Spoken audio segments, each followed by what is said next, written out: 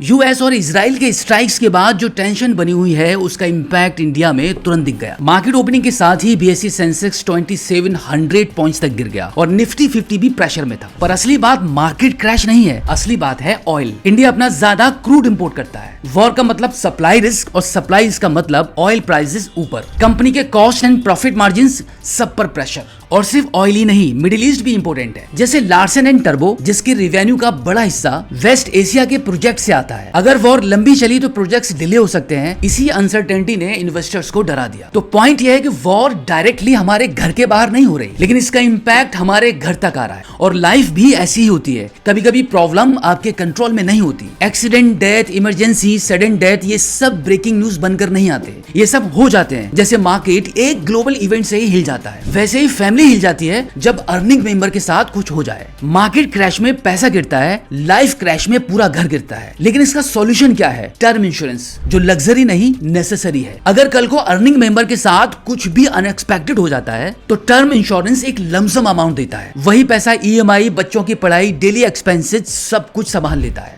इसके प्रीमियम भी बस 400-500 रुपए पर मंथ से स्टार्ट हो जाते हैं और करोड़ों तक के कवरेज देते हैं। आपकी सुविधा के लिए मैंने बायो में लिंक डाला है, उस पर क्लिक करके सारे ट्रस्टेड इंश्योरेंस पार्टनर से कंपेयर करके ऑनलाइन 15% तक के डिस्काउंट पे बेस्ट प्लान ले लो। क्योंकि ग्लोबल वॉर्स हम कंट्रोल नहीं कर सकते, ऑयल प्राइसेस हम कंट्रोल नहीं कर सकते, स्टॉक मार्केट वॉलेटिलिटी हम कंट्रोल नहीं कर सकते, पर एक चीज हम कंट्रोल कर सकते हैं। अगर हम नहीं रहे तो हमारी फैमिली फाइनेंशियली सिक्योर रहे। प्लानिंग सिर्फ इन्वेस्टमेंट की ही नहीं होती, अपने होने की भी होती है।